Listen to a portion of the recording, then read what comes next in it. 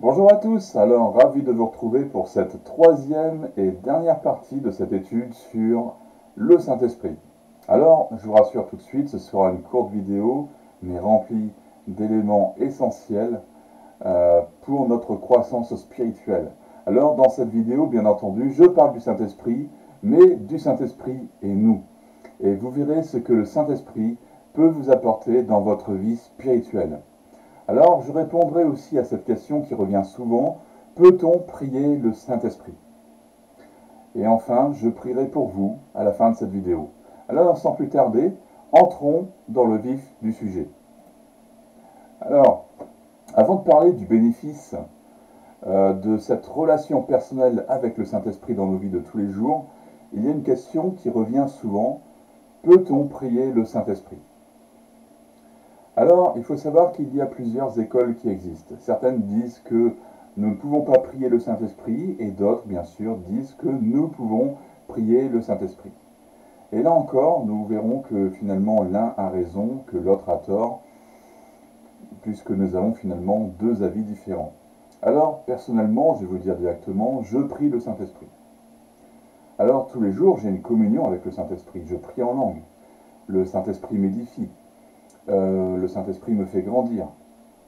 Il faut savoir que lorsque l'on prie Dieu, le Père, il faut savoir que Jésus, le Fils et le Saint-Esprit sont au courant de ce que nous demandons au Père, n'est-ce pas? Puisque les trois ne forment qu'un. Et donc, lorsque nous prions le Fils, c'est-à-dire Jésus, ne croyez pas que le Père et donc le Saint-Esprit ne soient pas au courant de ce que vous lui disiez. Et ainsi de suite, lorsque je prie le Saint-Esprit, ne croyez pas que Dieu le Père ou que Jésus ne soit pas au courant de la demande que je lui fais. Les trois ne font qu'un. Lorsque l'on s'adresse à Dieu le Père, on s'adresse autant à Jésus qu'au Saint-Esprit. Et lorsque l'on s'adresse au Saint-Esprit, on s'adresse autant au Père qu'à Jésus. Les trois ne font qu'un. Donc c'est un petit peu comme un débat stérile, finalement, un débat théologique stérile, de savoir si l'on peut ou l'on ne peut pas prier le Saint-Esprit. Alors, je dois être honnête avec vous, il est vrai que dans la Bible, nous voyons Jésus qui nous donne un exemple de prière. Et à chaque fois qu'il a prié, il s'est adressé au Père. Par exemple, ici, Matthieu 6, versets 6 à 9, où il nous est dit, « Mais toi, quand tu pries, entre dans ta chambre, ferme ta porte et prie ton Père, qui est là dans le lieu secret. Et ton Père, qui voit dans le secret, te le rendra ouvertement. » En priant, ne multipliez pas les paroles comme les membres des autres peuples. Ils s'imaginent en effet qu'à force de paroles, ils seront exaucés. Ne les imitez pas, car votre Père sait de quoi vous avez besoin avant que vous le lui demandiez. Voici donc comment vous devez prier. Notre Père céleste, que la sainteté de ton nom soit respectée, etc., etc. Jean 14. Quant à moi, je prierai le Père, et il vous donnera un autre défenseur afin qu'il reste éternellement avec vous. Alors, très souvent, je prie Dieu. Je prie Dieu le Père, au nom de Jésus, étant conscient que la réponse à la prière se fera par l'intermédiaire du Saint-Esprit. Mais il m'arrive, lors de certains événements particuliers, de prier le Saint-Esprit. Alors j'entends déjà les partisans du « on ne peut pas prier le Saint-Esprit » être révoltés. Cependant, si c'était un grave péché que de prier le Saint-Esprit ou de s'adresser au Saint-Esprit, je pense que nous ne serions pas exaucés dans nos prières, n'est-ce pas? Qu'en pensez-vous? Personnellement, j'ai déjà prié le Saint-Esprit pour que le Saint-Esprit puisse guérir des malades ou délivrer des personnes qui sont sous l'emprise démoniaque. Gloire à Dieu, bien entendu. Donc, le Saint-Esprit a répondu à mes prières. Ici, dans Matthieu ou dans les évangiles, on ne voit pas Jésus prier le Saint-Esprit, parce que le Saint-Esprit n'est pas encore descendu. Il faut d'abord que Jésus monte au ciel. Donc, Jésus s'adresse au Père. Poursuivons.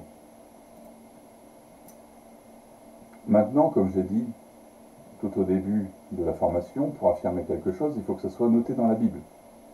Alors voyons si dans la Bible, justement, nous avons des exemples de prières qui ont été faites au Saint-Esprit. Alors bien entendu, nous avons cette prière de Ézéchiel 37, versets 1 à 11. La main de l'Éternel reposait sur moi, et l'Éternel m'a transporté par son esprit pour me déposer au milieu de la vallée. Celle-ci était remplie d'ossements. Il m'a fait passer près d'eux, tout autour. J'ai constaté qu'ils étaient très nombreux sur le sol de la vallée et qu'ils étaient complètement secs. Il m'a dit, Fils de l'homme, ces eaux pourront-ils revivre? J'ai répondu, Seigneur éternel, c'est toi qui le sais. Il m'a dit, prophétise sur ces eaux. Tu leur annonceras, ossements desséchés, écoutez la parole de l'Éternel. Voici ce que dit le Seigneur, l'Éternel, à ces eaux. Je vais faire entrer un esprit en vous et vous vivrez. Donc l'esprit avec un petit e. Et vous vivrez. Je vous donnerai des nerfs, je ferai pousser sur vous de la chair, je vous recouvrerai de peau, je mettrai un esprit en vous et vous vivrez. Vous reconnaîtrez alors que je suis l'Éternel. J'ai prophétisé conformément à l'ordre que j'avais reçu. Alors que je prophétisais, il y eut un bruit. Un mouvement s'est produit et les os se sont rapprochés les uns des autres. J'ai regardé et j'ai vu qu'il leur apparaissait des nerfs. La chair a commencé à pousser et la peau les a recouverts en dernier. Mais ils n'avaient pas d'esprit en eux. Il m'a dit, prophétise à l'intention de l'esprit, avec un grand E. Prophétise, fils de l'homme, tu annonceras à l'esprit, voici ce que dit le Seigneur l'Éternel. Esprit, viens des quatre vents, souffle sur ces morts, et qu'ils revivent. J'ai prophétisé conformément à l'ordre qu'il m'avait donné. Alors l'Esprit est entré en eux, et ils ont repris vie, puis ils se sont tenus sur leurs pieds. C'était une armée nombreuse, très nombreuse. Alors ici, on a un exemple concret où Dieu demande à Ézéchiel de s'adresser au Saint-Esprit. Alors, comme vous le savez, Dieu déteste le péché. Alors, est-ce que Dieu demanderait à Ézéchiel de commettre un péché? Bien sûr que non. Donc, finalement, lorsque l'on s'adresse au Saint-Esprit, Dieu est en accord. Par ailleurs, nous avons aussi 2 Corinthiens 13, qui nous dit que la grâce du Seigneur Jésus-Christ, l'amour de Dieu et la communion du Saint-Esprit soient avec vous tous. Alors le mot communion est identique au mot communication. Lorsque nous sommes en communion ou en communication avec une personne, c'est que nous sommes dans un dialogue et non pas dans un monologue. Lorsque nous sommes en communication téléphonique, par exemple, eh bien, nous savons que d'un côté, nous parlons, de l'autre, il y a une personne qui nous écoute, cette personne-là nous répond, et nous écoutons, et ainsi de suite. Et bien, c'est exactement pareil. Nous sommes donc en communication ou en communion, donc, avec le Saint-Esprit. Nous sommes en communion ou communication avec le Seigneur Jésus, tout comme avec Dieu le Père. Alors, donc comme je le disais, ce mot communion est identique au mot communication. Alors, attention au danger de mettre le Saint-Esprit de côté. Je le répète, n'attristons pas le Saint-Esprit. Je ne sais pas comment vous vous sentez lorsque vous êtes invité quelque part et que finalement, durant toute la durée de cette invitation, on ne s'adresse pas à vous. Vous êtes totalement mis de côté, on vous ignore. Comment réagissez-vous? Personne ne vous remarque. Vous êtes triste, non? Vous vous sentez exclu, vous vous sentez mis de côté. Eh bien, parfois, on agit pareillement. On agit pareillement avec le Saint-Esprit. Nous le mettons de côté et nous l'oublions. Alors bien sûr, nous avons vu que le Saint-Esprit a les caractéristiques d'une personne et donc peut être attristé. Ici dans Ésaïe 63, cependant ils se sont révoltés, ils ont attristé son Saint-Esprit. de sorte qu'il s'est transformé pour eux en ennemi. Il a lui-même combattu contre eux. Éphésiens 4, on l'a déjà vu aussi, n'attristez pas le Saint-Esprit de Dieu, par lequel vous avez été marqués d'une empreinte pour le jour de la libération. Vous êtes marqués d'un sceau, tamponné, stempel. Saint-Esprit appartient à Dieu. Alors je ferme cette parenthèse pour revenir à un point essentiel concernant justement notre relation avec le Saint-Esprit. Alors, le Saint-Esprit m'a montré que le fait de ne pas avoir une relation personnelle avec lui, finalement, nous prive de beaucoup de promesses. Le Saint-Esprit, qui a ressuscité Christ, vit en nous. Le puissant Saint-Esprit qui était là à la création du monde, il est en nous, et nous le mettons de côté. Alors beaucoup s'étonnent aujourd'hui que nous ne voyons plus les manifestations du Saint-Esprit, que l'Église ne voit plus les miracles, que l'Église ne voit plus les guérisons, que l'Église ne voit plus de délivrance. Alors, beaucoup veulent vivre un réveil, cependant ils ne sont pas prêts à en payer le prix. Pourquoi ne vit-on pas finalement, ou ne vit-on plus, ce qui est décrit dans le livre des Actes des Apôtres? Parce que Dieu a changé? Bien sûr que non. Donc, si le problème ne vient pas de Dieu, d'où vient-il?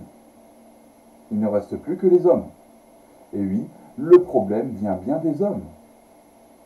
Dans le livre des Actes des Apôtres, nous voyons des hommes et des femmes qui ne vivaient que pour Dieu. Des hommes tels que Pierre et Paul, par exemple, mettaient toujours Dieu en premier. Ils avaient une relation personnelle avec lui. Alors ces hommes étaient bien plus courageux que nous, bien entendu. Je rappelle que Pierre était un pêcheur de métier. C'était son métier. Il pêchait.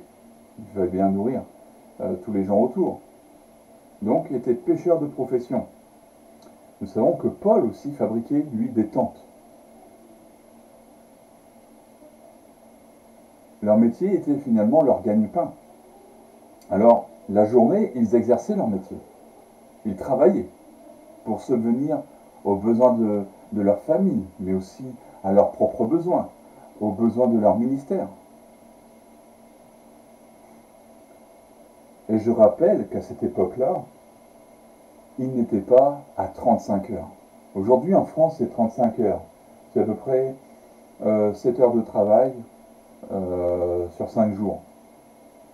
Eux, ils n'y étaient pas à 35 heures. Ils passaient des dizaines d'heures à travailler sur soit la pêche, soit à fabriquer des tentes, à coudre. Mais en plus de leur métier, ils passaient beaucoup de temps dans la prière. Finalement, comme leur maître Jésus le faisait. Et le soir, qu'est-ce qu'ils faisaient? Eh bien, ils prêchaient la bonne nouvelle de l'Évangile. Et au contact aussi, finalement, lorsque Pierre allait pêcher, eh bien, il annonçait la parole de Dieu. Lorsque Paul était en train de coudre, etc., il y avait peut-être des gens qui venaient le voir. Et il annonçait aussi la parole de Dieu. L'un n'en est pas sans l'autre. Donc ces hommes étaient vraiment courageux. Et cela, ça pouvait durer très tard dans la nuit. Nous avons un exemple avec un jeune homme qui écoutait Paul prêcher finalement et qui s'est endormi. Alors, je comprends que vous puissiez vous endormir en m'écoutant prêcher. Cependant, Paul, comment peut-on s'endormir devant Paul qui prêche? La réponse est toute trouvée, c'est la fatigue. Alors je rappelle que les gens de l'époque effectuaient des travaux très durs. Aujourd'hui, on trouve des excuses pour ne plus assister à une réunion de prière, en disant que nous sommes fatigués à cause du travail. Un travail à 35 heures par semaine. Et pour certains, assis derrière un bureau à répondre au téléphone. Je peux, à la limite, comprendre. Et encore, comprendre ceux qui ont un métier difficile. Je dis, et encore, Parce que même si j'étais fatigué à cause de mon travail, qui lui est physique, eh bien j'assistais aux réunions. Alors j'entends des jeunes dire qu'ils ne peuvent pas assister à une réunion parce qu'ils sont fatigués à cause de l'école. Eh oh, fatigué de naissance, oui. Et vous voulez vivre un réveil? Alors je vous le dis tout de suite, hein, vous pouvez encore attendre très longtemps. Paul prêche tard dans la nuit et le jeune homme s'endort. Et comme il est assis sur une balustrade, il tombe. Cependant, il tombe du mauvais côté. Il fait une chute de plusieurs mètres et il meurt. Mais Paul, rempli du Saint-Esprit, et c'est à ça que je vous invite aujourd'hui, à être rempli du Saint-Esprit. Paul, rempli du Saint-Esprit, s'avance vers lui et le ressuscite. Il a une direction du Saint-Esprit. Le Saint-Esprit lui dit, vas-y, va le voir, tu poses tes mains sur lui ou tu prononces une parole et Eutychus va se relever.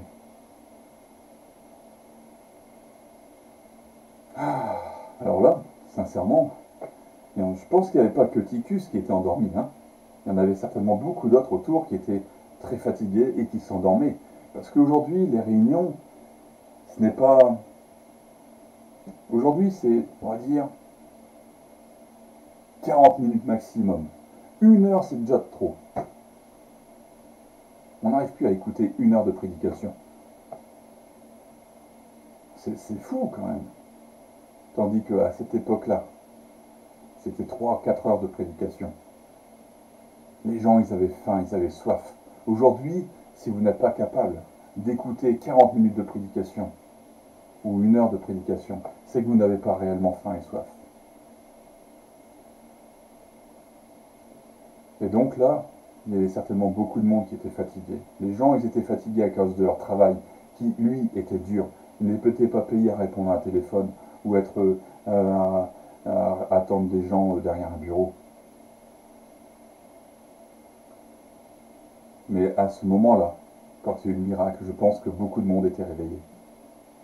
Souvent, j'entends dans certaines réflexions une sorte de jalousie. Lorsque les gens se demandent, mais pourquoi en Afrique? Pourquoi en Asie? Pourquoi en Amérique du Nord? Ou non, pardon, Amérique du Sud plus exactement. Pourquoi il y a des miracles et pourquoi il y a des guérisons? Eh bien, tout simplement parce que ces gens en payent le prix. Lors de mes séjours en Afrique, j'ai pu remarquer la consécration de mes frères et sœurs. Oh, c'est sûr, en Afrique, il y a beaucoup de choses à dire. Il y a beaucoup de fausses doctrines. Il y a beaucoup de pseudo-hommes de Dieu, d'accord. Cependant, il y a un zèle, il y a une faim, il y a une soif que les autres pays qui sont, comment dire, développés ne connaissent pas. Lorsque vous voyez des enfants qui se réunissent à 5 heures du matin pour louer Dieu et pour prier, et ces mêmes enfants qui assistent le soir à un culte, vous pouvez vous dire, il y a quelque chose de différent. Aujourd'hui, demandez aux enfants de France notamment, allez-y les enfants, levez-vous à 5 heures du matin, et encore, quand je dis 5 heures, c'est 5 heures, ils sont déjà dans la salle de réunion, donc ils se lèvent à 4h30.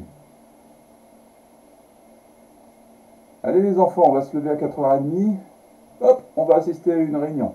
Ou alors on va faire un culte personnel chez soi, 4h30, donc à 5 heures. Bon après, vous savez qu'en Afrique, les journées commencent tôt.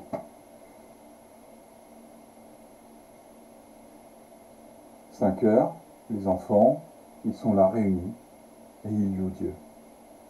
Et ils ne sont pas en train de louer Dieu à moitié endormis. Comme on le voit ici en France en pleine, le dimanche matin, dans les écoles.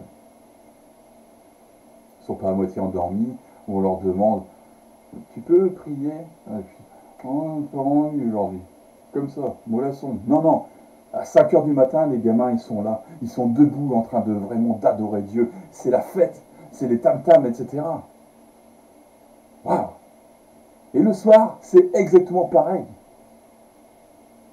Est-ce que, en France, par exemple, ou dans d'autres pays, ces enfants-là ne connaissent pas, c'est qu'il y a aussi les travaux qu'ils ont à faire. Ils ont du ménage à faire, etc. Ils ont leurs devoirs à faire. Aujourd'hui, Il ne faut surtout pas surcharger les petits-enfants de devoirs, ils vont être fatigués, les pauvres.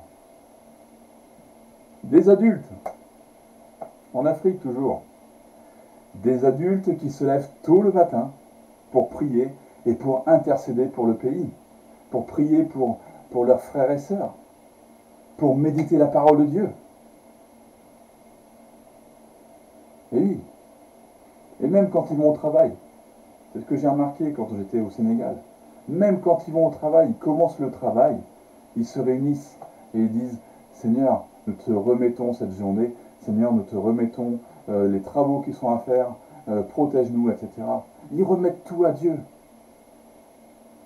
Et puis j'aime ça aussi en Afrique, ce sont les chants aussi qui s'élèvent. Quand les gens y travaillent, il y a des chants d'adoration vers Dieu. Et vous savez quoi? Le matin, ils se lèvent de bonne heure. Et le soir, eh ben, rebelote. Le soir, ils se réunissent pour un temps spirituel.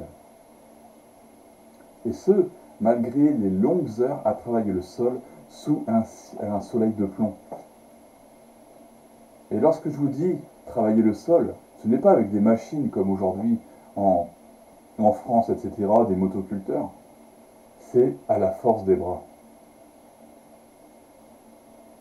On est en train de piocher sous 40 degrés. On pioche 40 degrés. Température humide. Eh oui. En France, on serait trop fatigué pour assister à la réunion du soir. Mais là, eux, ils se réunissent et là aussi, ils prient, ils intercèdent encore. Il y a un sujet de prière, ils prient pour ce sujet de prière.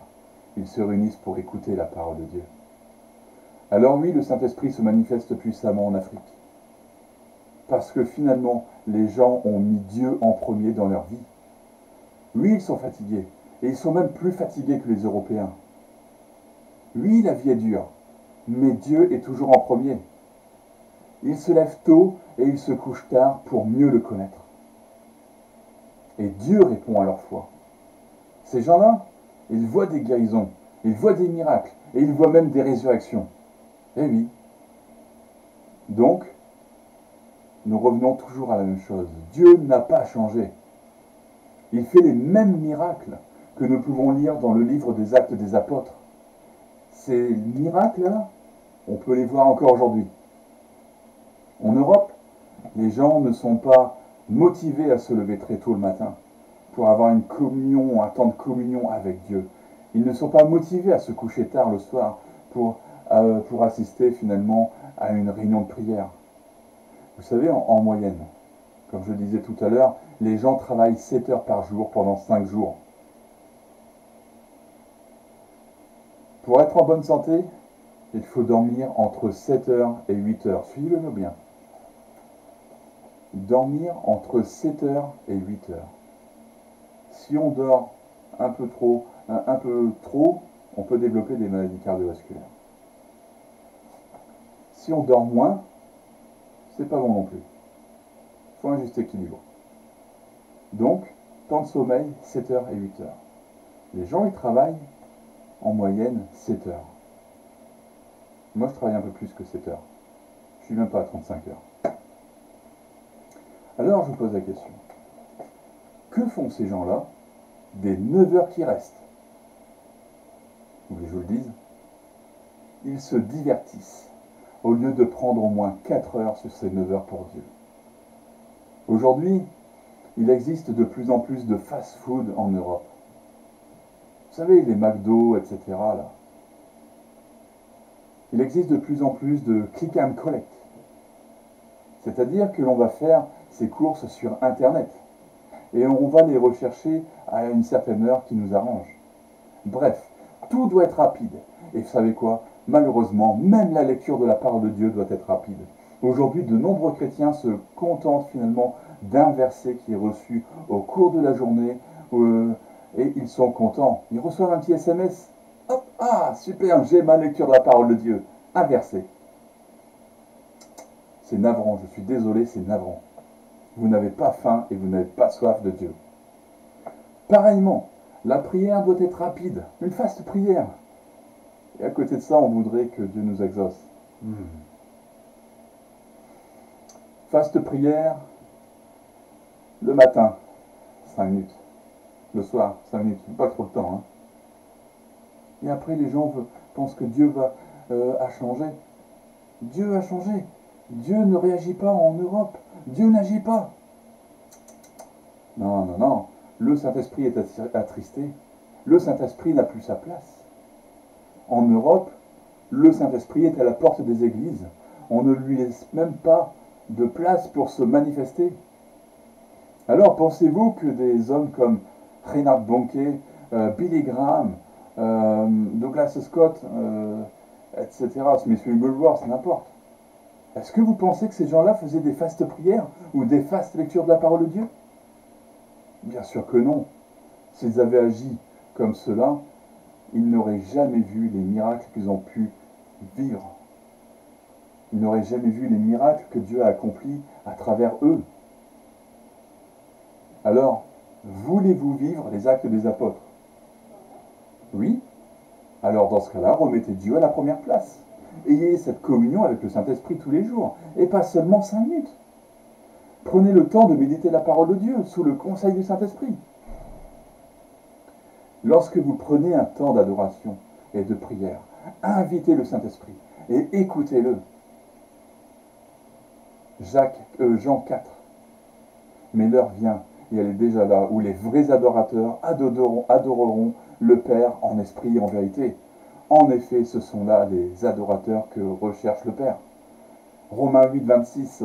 De même, l'Esprit aussi nous vient en aide dans notre faiblesse. En effet, nous ne savons pas ce qu'il convient de demander dans nos prières, mais l'Esprit lui-même intercède pour nous par des soupirs et des mots que les mots ne peuvent exprimer. Et Dieu, qui examine les cœurs, sait quelle est la pensée de l'Esprit, parce que c'est en accord avec lui qu'il intercède en faveur des saints. Quant à vous, bien-aimés, édifiez-vous vous-même sur votre très sainte foi et priez par le Saint-Esprit. Jude 20. Plus nous passons de temps dans la prière en langue, plus nous devenons sensibles au Saint-Esprit, et ainsi nous comprenons mieux sa volonté. Plus il nous enseigne, et plus il nous révèle des mystères. Ainsi, nous sommes conduits par le Saint-Esprit. Nous avons vu que Paul a été empêché par le Saint-Esprit. Si nous ne sommes pas à son écoute, nous pouvons tomber dans des pièges. Ces chrétiens qui prennent finalement des décisions sans consulter le Saint-Esprit et se retrouvent parfois dans des situations compliquées et accusent Dieu. Plusieurs fois, nous avons eu des opportunités de servir Dieu. En reprenant des églises, on nous a proposé de reprendre des églises en tant que pasteur. Alors, il y a certaines opportunités intéressantes, parfois valorisantes, mais nous avions reçu un nom du Saint-Esprit. Alors, ça a été, je sais qu'il y en a qui ont mal compris, le Saint-Esprit m'a révélé ça. Il y en a qui ont mal compris. Ils n'ont pas compris pourquoi on refusait. Cependant, le Saint-Esprit nous a dit non. Il nous a mis un feu rouge, et nous lui avons obéi. Ce n'était pas sa volonté. Romains 8. En effet, tous ceux qui sont conduits par l'Esprit de Dieu sont fils de Dieu. Je suis le Fils de Dieu. Je suis un des fils de Dieu, pardon. Soyez conduits par le Saint-Esprit. Ce n'est pas parce qu'on vous ce n'est pas parce qu'on vous propose un poste à responsabilité qu'il faut en conclure que ce poste vient de Dieu. J'ai connu des gens qui ont une opportunité d'emploi et qui n'ont pas consulté le Saint-Esprit. Waouh, le gros piège, un gros cadeau emballé. Tiens, ça c'est pour toi, on te propose ça comme emploi. Ils n'ont pas écouté Dieu. Et aujourd'hui, ils sont loin de Dieu. Ces gens-là, c'était des bébés spirituels. Ils ne marchaient pas par l'Esprit, ils ne connaissaient pas le Saint-Esprit. Ce n'est pas parce que finalement, vous avez plus de 20 ans de conversion à Christ que vous êtes des adultes spirituels. Vous pouvez encore être des chrétiens immatures. Cette formation de disciples, c'est comme du lait que je vous donne. Parce que finalement, beaucoup d'entre vous n'êtes pas capables de manger de la nourriture solide. Je vous rappelle, on ne donne pas un steak à un bébé. Alors je connais des chrétiens remplis d'orgueil, qui n'ont pas voulu boire du lait et qui ont voulu tout de suite manger de la nourriture solide. Et lorsque l'on parle avec eux, on se rend compte qu'ils ne connaissent rien. Ils ne sont même pas capables de témoigner correctement à un musulman ou de raconter le plan du salut. Donc, ne grillez surtout pas les étapes, sinon Dieu ne pourra jamais vous utiliser. Soyez conduits par le Saint-Esprit et obéissez-lui. Ne lui résistez pas, je vous en supplie. Ne mettez plus le Saint-Esprit de côté. Demandez pardon pour le fait de l'avoir mis de côté, de l'avoir attristé. 1 Jean 1,9. Si nous reconnaissons nos péchés, il est fidèle et juste pour nous les pardonner et pour nous purifier de tout mal. Cependant, attention, si vous persistez à négliger le Saint-Esprit, il y a quand même un danger. Dans 1 Thessaloniciens 5,19, il est dit, voilà, n'éteignez pas l'Esprit. On peut éteindre le Saint-Esprit. Si vous voulez réellement travailler pour Dieu, vous avez besoin du Saint-Esprit. Si vous aimez réellement l'Église et que vous voulez la voir grandir, vous avez besoin du Saint-Esprit. Le Saint-Esprit nous aide dans notre vie de tous les jours, dans nos services pour l'Église, dans nos relations avec nos frères et sœurs, dans nos ministères, etc. En effet, le Saint-Esprit nous remplit d'amour pour nos frères et sœurs. Il nous remplit d'amour pour nos frères et sœurs qui sont dans l'Église, mais aussi ceux qui sont loin dans les pays persécutés. Et c'est ça qui nous donne un zèle, une compassion profonde pour pouvoir prier pour ceux qui sont persécutés.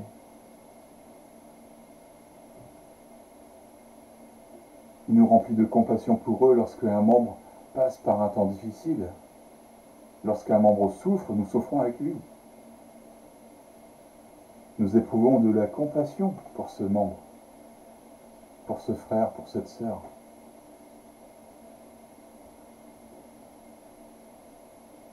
Le Saint-Esprit nous invite à faire preuve de présence pour cette personne et on essaye de l'aider du mieux que l'on peut. Et de même, lorsque dans la vie finalement de tous les jours nous faisons face à des difficultés avec des gens qui nous entourent finalement, qui parfois nous pourrissent la vie, eh bien le Saint-Esprit nous vient en aide, parce que la Bible nous demande d'aimer ceux qui nous font du mal. De notre propre chef, comme j'ai déjà dit, vous n'y arriverez pas, mais le Saint-Esprit vous donnera la force de faire la volonté de Dieu. Et lorsque vous devez finalement pardonner, lorsque le Saint-Esprit vous dit « il faut que tu pardonnes là, il y a urgence, tu dois pardonner, là, cette personne a te fait du mal, oui, mais tu dois pardonner. » Par vous-même, vous n'y arriverez pas. Mais le Saint-Esprit veut vous aider à accorder finalement votre pardon. Et pour vous qui avez reçu un appel pour un ministère ou pour un service, ne vous confiez pas dans vos propres forces, mais laissez-vous remplir et laissez-vous guider par le Saint-Esprit. Et pareil pour ceux qui font n'importe quel service dans l'Église. Que vous vous occupiez des enfants, que vous serviez au niveau de la musique, que vous serviez au niveau de la technique, la vidéoprojection, etc., la régulation des micros. Faites tout pour la gloire de Dieu, même si c'est pour travailler dans des espaces verts. Vous avez peut-être des espaces verts dans l'église, vous travaillez dans les espaces verts, faites tout pour la gloire de Dieu. Laissez-vous conduire par le Saint-Esprit. N'oubliez jamais que les gens vous regardent. Et ça, j'en ai fait l'expérience. Lorsque j'ai commencé à servir dans mon église, j'ai commencé par les espaces verts.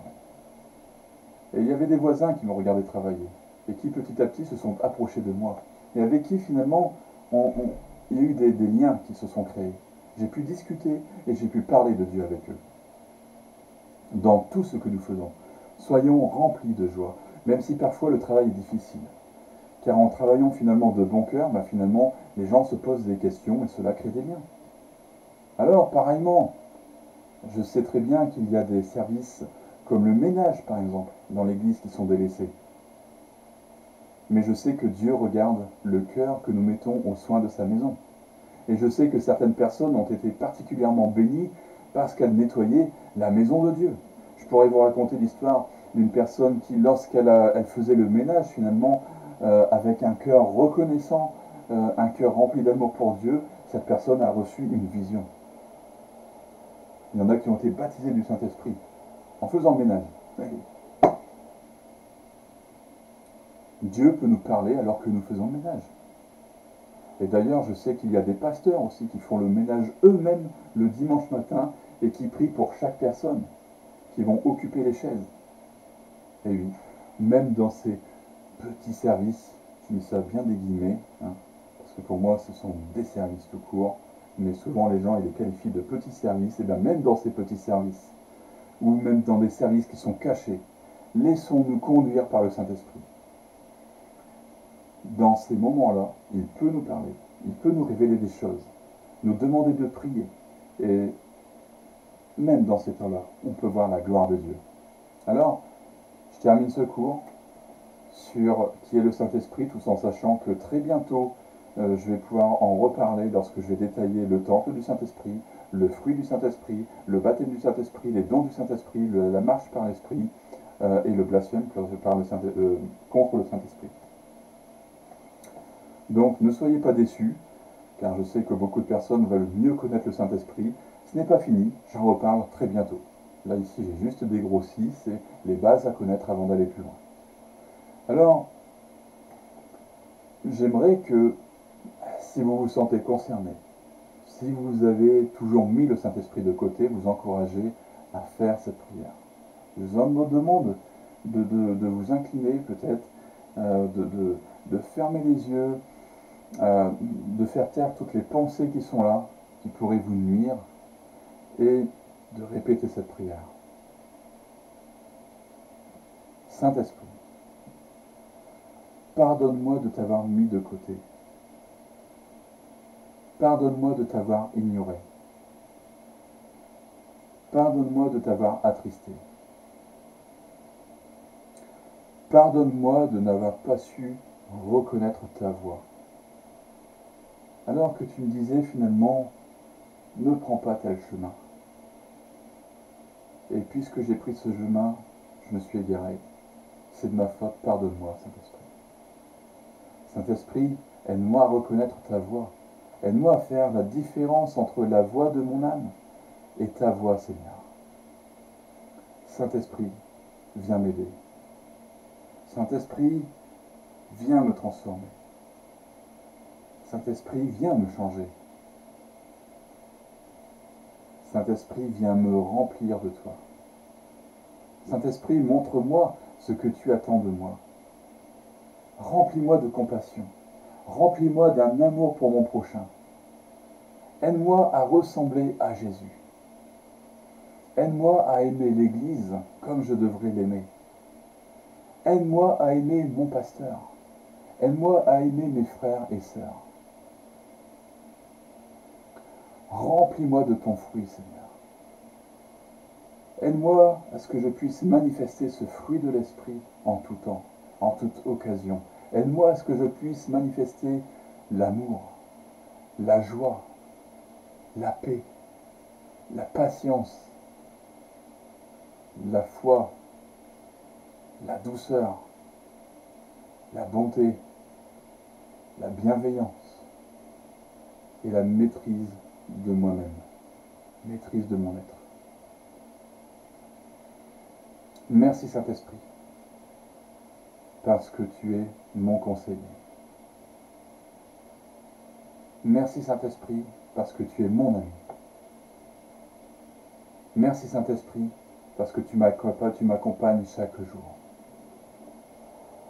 Tu as fait ta demeure en moi. Merci Seigneur. Voilà.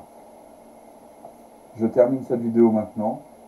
Alors je vous retrouve très bientôt donc pour un autre cours qui est